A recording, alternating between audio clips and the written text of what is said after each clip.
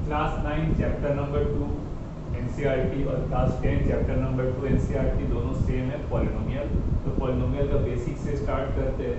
Polynomial क्या होगा? A polynomial is an expression consisting of variables या उसको लिटरल्स भी बोलते हैं, constants, mathematical operators and a positive power on the variable which may be zero also.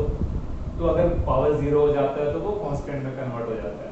तो polynomial ये चीज हो सकता है। एग्जांपल, एक एक्सप्रेशन होगा जिसको हम लोग अलजेब्रिक एक्सप्रेशन भी पहले पढ़ते थे। सपोज लिखे x² + 2x + 3।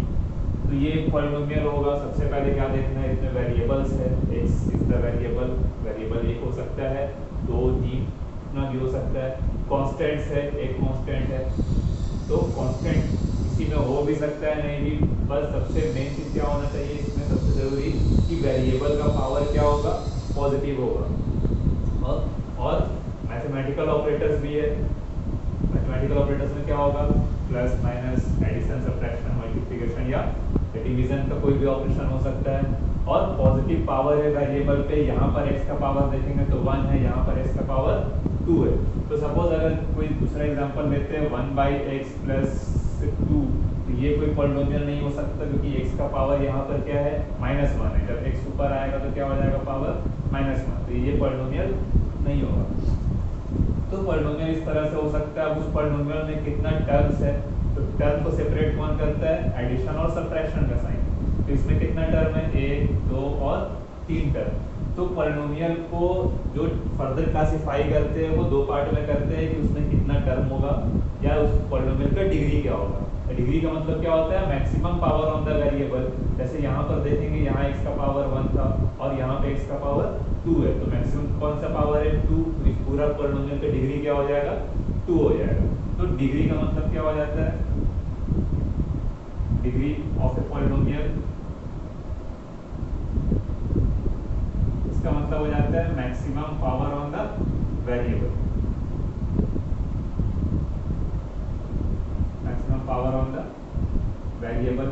सपोज एक पॉलिनोमियल अगर दो वेरिएबल में भी लिखा हुआ, सपोज xy + y² + 2, तो इस पॉलिनोमियल में देखेंगे तो इसमें क्या होगा, इसका डिग्री y का तो स्क्वायर है, मतलब यहाँ पर पावर 2 है। यहाँ पर x और y दो वेरिएबल मल्टीप्लाई है, तो ये दोनों का पावर को ऐड कर देना है। ऐड करने के बाद में कितना है, 2 है। तो इस पॉलिनोमियल की डिग्री क्या होगा, 2 होगा।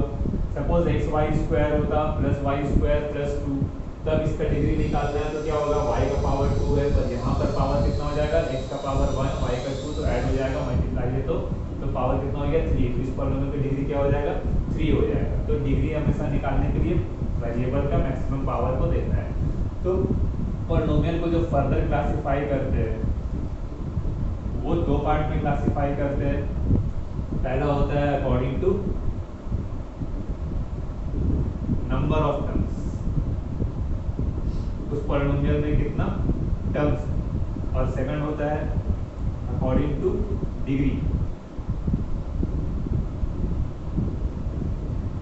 कि पॉलिनोमियल का डिग्री क्या है। तो नंबर ऑफ टर्म्स के अकॉर्डिंग में, अगर नंबर ऑफ टर्म्स 1 है तो उसको क्या बोलते हैं, वो होता है मोनोमियल। नंबर ऑफ टर्म्स 2 है तो उसको बोलते हैं binomial. Number of terms 3 trinomial. Number of terms more than 3 तो उसको मल्टीनोमियल्स बोलते हैं। 4, 5, 6 एंड सो ऑन। कुछ भी number of terms more than 3 होगा तो उसको बोलेंगे मल्टीनोमियल्स। अकॉर्डिंग टू डिग्री, तो डिग्री के अकॉर्डिंग क्या होता है, if degree is 1, degree equal to 1, तो डिग्री अगर 1 हो जाएगा उसको क्या बोलते हैं, linear polynomial.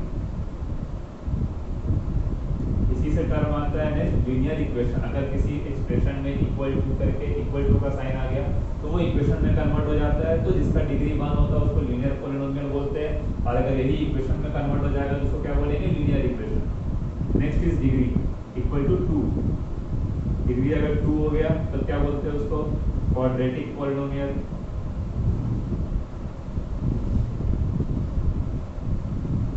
Degree equal to 3 तो वो हो जाता है क्यूबिक पॉलिनोमियल।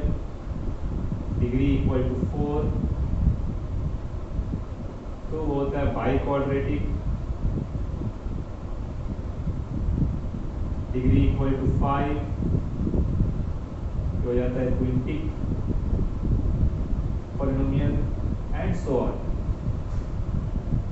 अभी स्टैंडर्ड 9 और 10 में जो भी पॉलिनोमियल मिलेगा, हाईएस्ट डिग्री जो मिलेगा वो कहाँ तक मिलेगा, क्यूबिक पॉलिनोमियल तक मिलेगा, जिसको सॉल्व वगैरह करना पड़ेगा।